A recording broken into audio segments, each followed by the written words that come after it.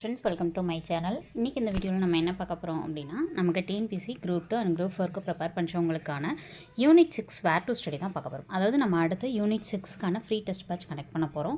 Unit 6 என்ன படிக்கலாம், எப்படி படிக்கலான்ற ஸ்டடி பிளான் ப்ளஸ் ஷெடியூல் எல்லாமே கொடுக்க போகிறோம் அடுத்தடுத்து. அதுக்கு முன்னாடி என்ன படிக்கணும்னு உங்களுக்கு தெரியணும் இல்லையா? ஸோ அதனால தான் ஃபஸ்ட்டு நம்ம வேர் டு ஸ்டடி கொடுக்க போகிறோம். வேர் டு ஸ்டடி கொடுத்துட்டு அடுத்து டெஸ்ட் பிளான் என்ன, ஸ்டடி பிளான் என்ன எல்லாமே வந்து ஒவ்வொரு வீடியோவாக அடுத்தடுத்த வீடியோவில் பார்க்க போகிறோம். ஓகேங்களா? ஸோ இதில் என்னென்ன லெசன் நம்ம யூனிட் 6ல் அடுத்து வரக்கூடிய ஸ்டடி பிளானில் கவர் பண்ண போகிறோம் அப்படின்றத பார்க்கலாம். ஓகேங்களா? வேர் டு ஸ்டடி பார்க்கலாமா? முதல் பாடம் ஆறாம் வகுப்பில் மனித பரிணாம வளர்ச்சி அப்படின்ற பாடம். ஆறாம் வகுப்பு முதல் பருவத்தில், அதாவது இப்போ 6-1 அப்படின்னு போட்டிருக்கேன்னா இது ஆறாம் வகுப்பு 1ன்றது முதல் பருவம். ஓகேங்களா? ஸோ ஆறாம் வகுப்பு முதல் பருவத்தில் மனித பரிணாம வளர்ச்சி அப்படின்றதும், ஆறாம் வகுப்பு ஒன்றாவது பருவத்தில் தமிழ்நாட்டின் பண்டைய நகரங்களும், இந்த 2 பாடங்களும் ஃபஸ்ட்டு பருவத்தில். இந்த எதுக்காக இந்த லெசன் படிக்கணும் அப்படின்னு கேட்டிங்கன்னா, அதில் பின்னாடி வந்து நம்மளுக்கு இப்போ விழுப்புரம் அப்படின்றது கீழ்வளை அப்படின்ற பிளேஸ், இந்த மாதிரி ஒரு சில டீட்டெயில்ஸ் வந்து இருக்கும். அதுவுமே நம்மளுக்கு யூனிட் 6ல் கவர் ஆகும். அதுக்காக படிக்கணும். ஓகேங்களா?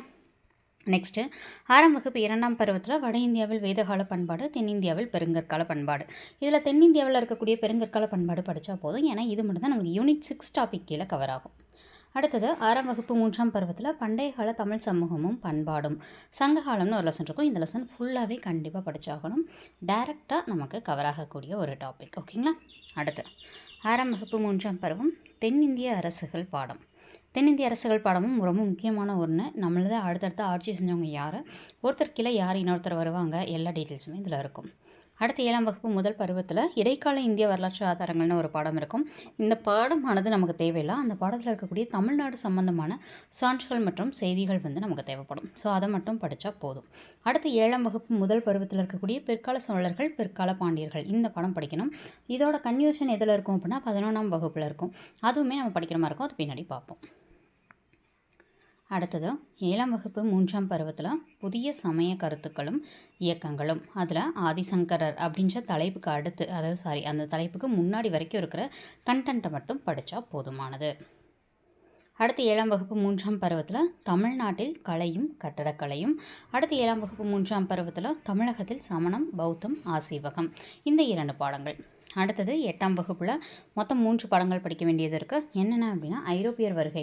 அதில் ஐரோப்பியர் வருகையில் வந்து நம்மளுக்கு தமிழ்நாடு குறித்த தகவல்கள் சிலது இருக்கும். அதை மட்டும் படித்தால் அது வந்து யூனிட் 6க்கு போதுமானதாக இருக்கும். ஓகேங்களா? ஸோ அடுத்தது 8th இந்தியாவில் கல்வி வளர்ச்சி, இது படிக்கணும். ஏன்னா இதில் தமிழ்நாடு பற்றி ஃபுல்லாக கொடுத்துருப்பாங்க.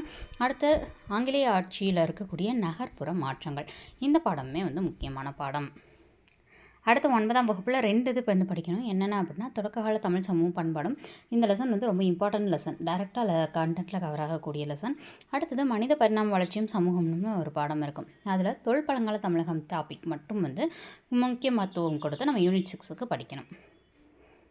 அடுத்து இலக்கியங்கள் அப்படின்னு சொல்லிட்டு நமக்கு சிலபஸில் ஒரு டாபிக் இருக்கும். இலக்கியத்துக்கு நம்ம 6 to 12 வரைக்கும் இருக்கக்கூடிய செய்யுள் பகுதியில் இருக்கக்கூடிய டீட்டெயில்ஸ் எல்லாமே நம்ம படித்து தான் ஆகணும், புதிய புக் மற்றும் பழைய புத்தகங்களில். அடுத்து திருக்குறளும் அதே மாதிரி தான். பழைய புத்தகம், சிறப்பு புத்தகம், புது புத்தகத்தில் இருக்கக்கூடிய திருக்குறள் எல்லாமே படிக்கணும். இது எல்லாமே நமக்கு சிலபஸ் டாபிக்ஸில் இருக்கக்கூடியது. ஓகேங்களா?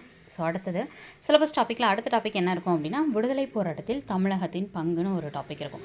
அது எந்தெந்த லெசன்லாம் கவர் ஆகுது அப்படின்னு பார்க்கலாம். 10ஆம் வகுப்பில் தமிழ்நாட்டின் விடுதலை போராட்டம் பாடமும், தமிழ்நாட்டில் சமூக மாற்றங்கள் பாடமும்.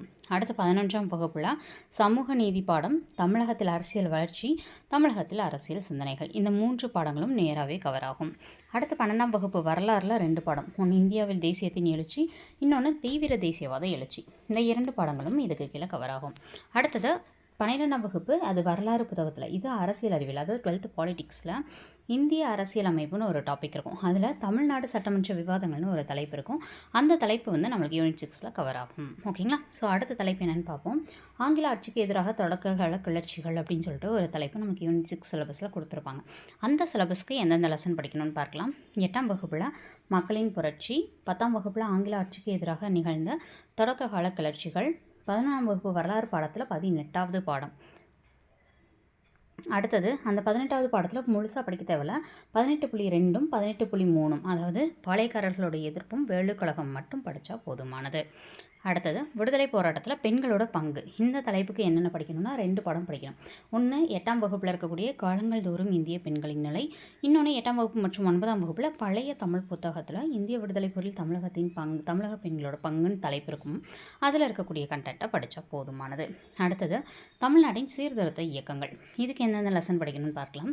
10ஆம் வகுப்பு அப்படின்றதுல 19ஆம் நூற்றாண்டின் சமூக சமய சீர்திருத்த இயக்கங்கள், 11ஆம் வகுப்பில் நவீனத்தை நோக்கி. அதாவது இந்த லெசனுடைய கன்யூ தான் இந்த லெசன். ஓகேங்களா? ஸோ அடுத்தது 3வது பார்த்தோம் அப்படின்னா 10ஆம் வகுப்பில் இருக்கக்கூடிய பழைய தமிழில் வள்ளலார் மற்றும் அயோத்திதாசர் குறித்த கருத்துகள் கொடுத்துருப்பாங்க. அது நம்மளுக்கு யூனிட் 6ல் டேரெக்டாக தலைவர்கள் டாபிக் கீழே வரும். அதனால் அதையும் படிச்சுக்கோங்க. அடுத்தது அதர்ஸ். இப்போ நான் சொல்கிறேன், இதுக்கு வரைக்கும் படித்தது கொடுக்குறதெல்லாம் நல்லா படித்தாகணும். இதுக்கு மேலே இருக்கிறது ஜஸ்ட் மேலோட்டமாக பார்த்தா போதும். அடுத்து 11ஆம் வகுப்பு வரலாறில் தென்னிந்திய புதிய கற்காலம் அப்படின்ற ஒரு லெசன் இருக்கும். அடுத்தது தமிழ்நாட்டில் புதிய கற்காலம், பெருங்கற்காலம், அகழாய்விடங்கள், அதை பார்க்க வேண்டியது இருக்கும். பாடம் 5 பார்க்குற மாதிரி இருக்கும். தென்னிந்திய சமுதாய உருவாக்கம் இந்த பாடம். அடுத்து பாடம் 6. பாடம் 6ல் இந்த 2 தலைப்புகளை மட்டும் படித்தா போதும்.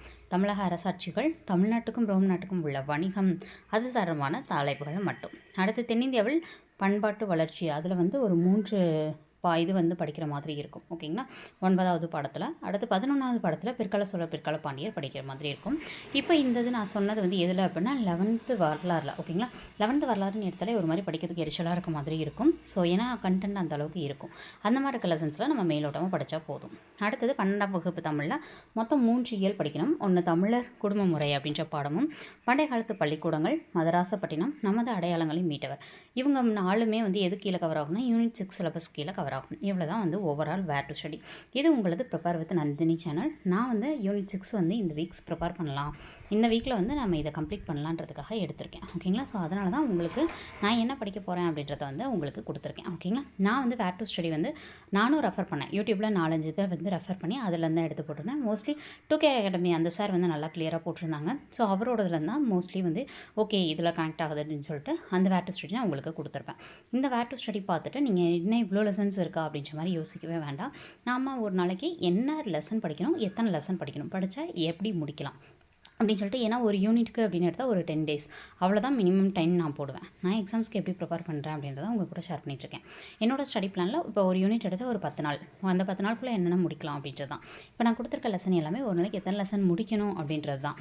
அந்த மாதிரி நம்ம என்ன பண்ணிடுவோம் அப்படின்னா உங்களுக்கு ஷெடியூல் போட்டே ஸ்டடி பிளான் மாதிரி கொடுத்துருவோம். அடுத்ததில் நம்ம என்ன பண்ணலாம், ஸ்டடி பிளான் பற்றி பார்க்கலாம். ஓகேங்களா? ஸோ அடுத்த ஸ்டடி பிளான் லைனாக அடுத்தடுத்து உங்களுக்கு யூனிட் 6 ஃபுல்லாக பார்த்தீங்கன்னா வீடியோஸ் வந்துகிட்டே இருக்கும். கண்டிப்பாக தொடர்ந்து ஃபாலோ பண்ணிக்கோங்க. நம்ம டெலிகிராம் சேனலோட லிங்க் கீழே டிஸ்கிரிப்ஷனில் இருக்கும். அதை கிளிக் பண்ணி அதில் ஜாயின் பண்ணிக்கோங்க. அதில் தான் அடுத்தடுத்த அப்டேட்ஸ் கொடுக்க போகிறோம். ஓகேங்களா? ஸோ நம்மளோட யூடியூப்ஸை சப்ஸ்கிரைப் பண்ணி வச்சுட்டு பக்கத்தில் இருக்க பெல் ஐக்கானை கிளிக் பண்ணிச்சு தொடர்ந்து ஃபாலோ பண்ணுங்கள். தொடர்ந்து நம்ம சேர்ந்து ப்ரிப்பேர் பண்ணலாம். தேங்க்ஸ் ஃபார் வாட்சிங். நீங்கள் எத்தனை வருஷமாக டிஎன்பிசி ப்ரிப்பேர் பண்ணிட்டுருக்கீங்கன்றதை கமெண்ட் பாக்ஸில் கமெண்ட் பண்ணுங்கள்.